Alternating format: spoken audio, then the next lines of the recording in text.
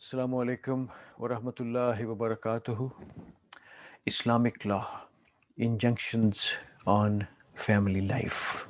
It continues from previous sessions, and today we are learning, and this session is being called as session 13. Alhamdulillah, wassalatu wassalamu ala Rasulullah, amma ba'd. Rabbish arali sadri wa yassirli amri wa halul uqdatam min lisani yafqahu qawli. A'udhu billahi minash shaitanir rajim. Bismillahir Rahmanir Rahim. Progeny. A. Besides mutual companionship in the basic object of married life is the augmentation of the human race. Even animals increase their progeny, but the case is different with man. A young animal needs nourishment, after which it becomes what it is destined to become. But a human child, in addition to sustenance, needs education and upbringing, which lifts him from the stage of animal life to the stage of human life. Thus, the parents undertake a dual responsibility. It is the duty of an Islamic state to frame laws for the purpose and make such arrangement that no child is deprived of sustenance, as well as education and upbringing. The Islamic State shall issue necessary guidance to the parents as to what extent their cooperation is required. The objective is that no child is left without the development of his human potentialities on account of negligence, ignorance, laziness, or mismanagement on the part of parents or an incompetent system of government. Every child shall be provided with an equal opportunity for upbringing. The Quran says in Ayah 17-31 and 6-152, do not kill your offsprings for fear of being reduced to poverty. Here, killing does not actually mean putting to death. Murder in itself is a crime, even if it is of one's own children. Here, killing children means depriving them of proper education and upbringing. In this regard, an Islamic state shall furnish surety that, as said in Ayah 6-152, we are responsible for your sustenance as well as that of your children. Remember, in an Islamic social order, providing the means of sustenance is the foremost duty of the state. B. A healthy, sound, and sturdy child is a bounty from Allah, as said in Ayah 7-189 to 90, and an intelligent and a chaste youth with a loving heart and subservient to the divine law is a rahmat from him, as said in Ayah 19-12-14 in Surah Ashura, 42nd chapter of Quran. It is said in Ayah 42-49-50. Allah is the supreme sovereign in the heavens and the earth, and the whole system of the universe functions under his law only. So much so that even the physical life of man is not excluded from its ambit. The astonishing order of creation, including creation of man, is controlled by his laws. According to this law, he bestows some with girls while others with boys, and yet some with both boys and girls, and some remain childless. All this takes place according to his laws. He is replete with knowledge and full of power to control the destinies according to his measures and standards. Thus, whereas the creation of sex is controlled by the divine law, to consider a girl inferior to a boy was mentality peculiar to the Arabs of pre-Islamic days. Islam eradicated this. The Quran criticizes it as follows, as said in Ayah 16-58-59, when news is brought to one of them of the birth of a female child, his face darkens and he is filled with grief. He thinks the birth of a female child so disgraceful that he hides himself from his people because of the bad news he received. He begins to think whether he should suffer this contempt or bury the newborn alive in the dust. Ah, what an evil choice they decide on their innocent girls. See, wives and children have been made means of elegance in the life of Allah, in life by Allah. Thus, they are worthy of the parents' kind attention, as said in Ayah 3-13. Love for women and children has been made fair seeming for people, has been made fair seeming for people. Yet one must not commit any act for their sake, which goes against the divine law and the permanent values ordained by Allah. As said in Ayah 63-4, 8-28, 64-14, and 15. If one does that, it becomes a sedition for him. Thus, whenever there is a tie between a particular benefit for the wife and the children on one hand and the Quranic value on the other, Quranic value shall be given preference. It is said in Surah At-Tawbah, 9th chapter of Quran, Ayah 9-24. O Rasul sallallahu alayhi wasallam, say unto these people that if it be that your fathers, your sons, your brothers, your spouses, or your kindred are the wealth which you have gained, the commerce in which you fear a slump, or the dwelling in which you delight, are dearer to you than Allah and His Rasul sallallahu alaihi wasallam, that is dearer than the establishment and maintenance of the divine system, wait until the results of such a behavior becomes manifest unto you according to the divine law. Remember, Allah guides not those who, leaving aside the right path, go astray. It is so because offsprings relate only to the physical life of man. They have no value against the divine law, as said in Ayah 58-17. An unrighteous offspring is not even considered a member of one's family by the Quran. This has been explained in the story of Noah in Ayah 11-45 and 46. D. As long as the children are under the care and upbringing of their parents, they should act under the parents' guidance. But when they're capable of deciding their own affairs, they should begin to act as such.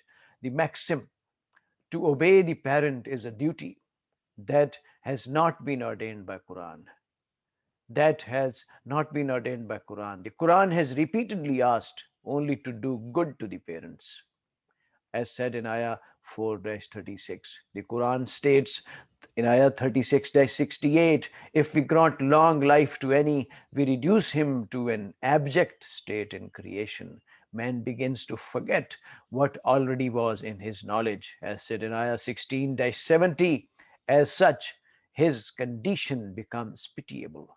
Therefore, he shall be treated gently and not rebuked.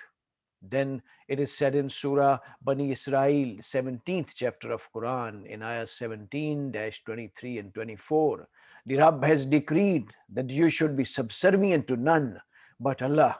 Be subservient only to the divine law. Further, it is ordained that you be kind to parents, whether one or both of them attain an old age in your life. Say not to them a word of contempt, nor repel them, but address them in terms of honor.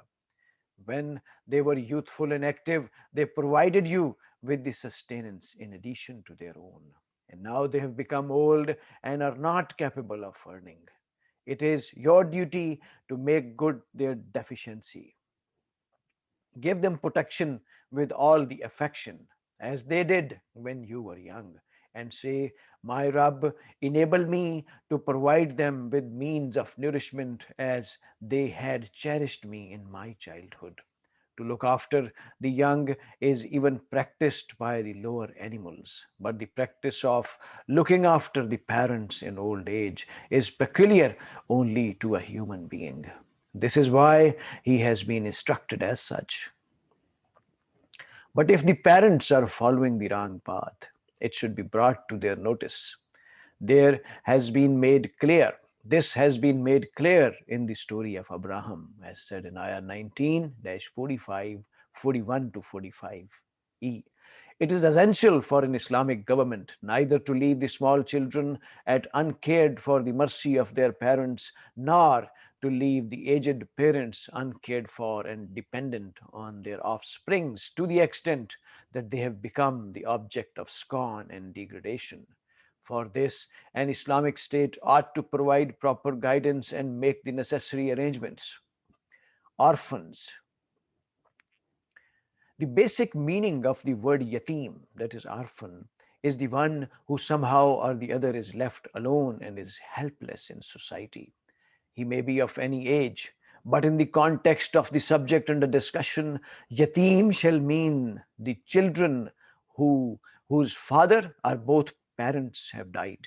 The provision of sustenance, education, and upbringing of such children is the responsibility of an Islamic state. But the question is not of upbringing alone.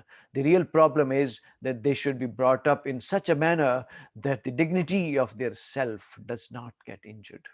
To keep such children in orphanages, fed on charity, is the destruction of their human self.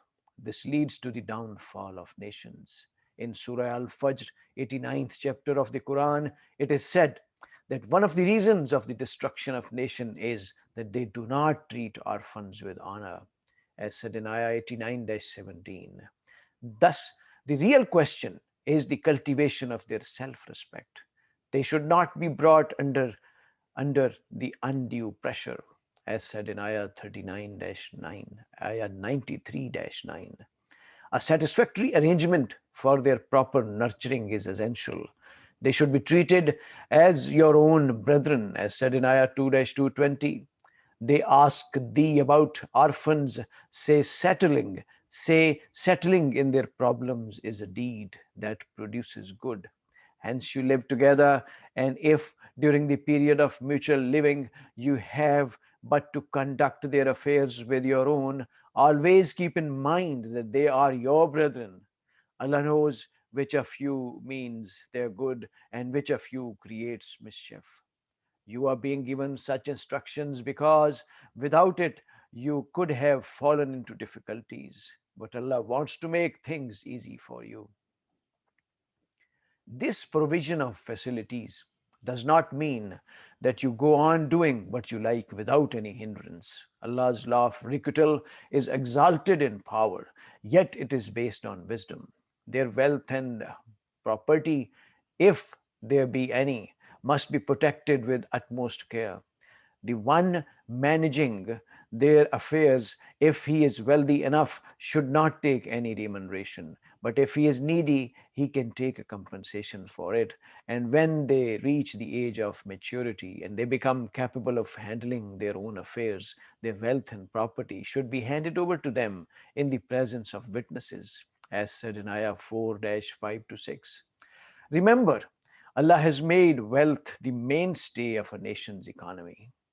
Therefore, place it, place it not in the custody of those who are weak of understanding. Feed them and clothe them therewith, and speak to them words of kindness and justice. Also make arrangements for the upbringing of orphans and keep checking as to how far their potentialities are developed until they reach the marriageable age, as said in Ayah 6-153, 17-34, and 40-67. If you then find them of sound judgment, deliver their property over to them. But if they're not fit for it yet, act according to Ayah 4-5. But in the meantime, do not consume their property wastefully, nor in a haste, fearing that they shall demand it when they become grown up. If the guardian is well off, let him claim no remuneration. But if he is poor, let him have what is just and reasonable. When you release their fortune to them, take witnesses. While counting, keep it in mind that you are submitting the account to Allah, who knows what is hidden as well as manifest. Therefore, He is the best of all those who take account. This point has been emphasized further in Ayah 6-153 and 17-37. Do not take a single pence from their wealth unlawfully. It has been ordained in Surah An-Nisa, that is fourth chapter of Quran, ayah 4-2.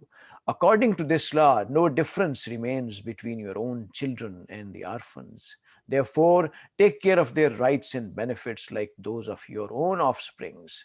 Keep their property safe with utmost care. Do not exchange your worthless things for their good ones, and do not eat up their assets. Keep their assets separate from yours. Embezzlement in their substance by mixing it up with your own is most unjust. One who is left alone in the society, he ought to be helped rather than his rights usurped. It is said further in ayah 4-10, those who unjustly eat up the property of the orphans, they are filling their bellies with the fire, which leaves their passions of greed ablaze. They, being always dissatisfied, run after unlawful wealth like a lunatic, and thus put their own potentialities into a blazing fire. If widow and orphans are left behind in society, marrying more than one wife may be allowed by making exception to the law of monogamy in order to give them a respectable place in society. For an Islamic state, it is essential to frame necessary laws under the guidance of the Quran. According to the Arab dialect, a boy is called yatim, that is orphan, till he reaches the age of maturity, and a girl continues to be called an orphan till she gets married. Even widows can be included in the category of orphans, that is, as said in Ayah 4-127. Removal of a misconception. The injunctions and guidance for family life as stipulated in Quran has been stated, but the conventional meaning of a verse is in Surah Nisa, fourth chapter of Quran, remains yet to be corrected. The verse is as follows, ayah 4-34. It is unusually translated thus: men are the masters of women because Allah has given superiority to one over the other for the reason that they spend their money. Then those women who are pious and thus obedient look after what Allah has protected in them in the absence of their husbands with the protection of Allah. But those who are feared to be of bad temper, you advise them, keep their beds separate and beat them. After this, if they obey you, do not seek a way to excuse them. Allah is indeed the greatest. By virtue of this translation, the following is deduced: men are the masters of women. Pious women are those who are obedient to their husbands. If a woman is not obedient to her husband, one, the husband shall advise her, and if she is still obedient, two, keep her separate from his bedroom, which means discontinuation of conjugal relations. And if she is still disobedient, three, beat her. It is obvious that this sort of relationship between a husband and wife goes against the very grain and purpose of the teachings of the Quran, which has been explained in the previous pages. As a matter of fact, the, the purpose of this verse is as follows. As far as the natural duties of men and women are concerned, some of their capabilities are different from each other. In some of them, men have the superiority, and in others, the women. As a result of the execution of these duties, for a major portion of her time, a woman becomes incapable of earning her livelihood, and thus it becomes the duty of her husband to provide her means of the necessary sustenance. This is what is meant by the words. After such arrangement, the women can give full time satisfactorily to their own duties, such as bearing the children and their upbringing. So the women are required to take care of their latent potentialities. But if an occasion arises that in spite of all this, a woman revolts and refuses to carry out her specific functions without any sufficient cause, It shall not remain a personal affair. It shall become a collective national issue because it concerns the protection and augmentation of the human race. Thus, society should first admonish such a woman. But if the procedure remains ineffective, her husband should be asked to terminate copulation with her for a while so that its psychological effect may bring about a change in her attitude. But if that also remains ineffective, a court can order even physical punishment for her. You must have noticed that this matter concerns the collective life of a nation, and it is of great importance. In this respect, if woman refuses to cooperate and thus rise against the collective benefit of humanity, it becomes imperative for society to take adequate steps to put a check on this revolt. It is a social crime for which even punishment can be given. But that does not mean that men are free to beat the women on account of being their masters. This concept is utterly un-Quranic. In this verse, it is said that the right of a man is superior. For this, see the talking about iddat. Ladies and gentlemen, here this session number 13 ends. Inshallah, we will continue on injunctions and family life after this.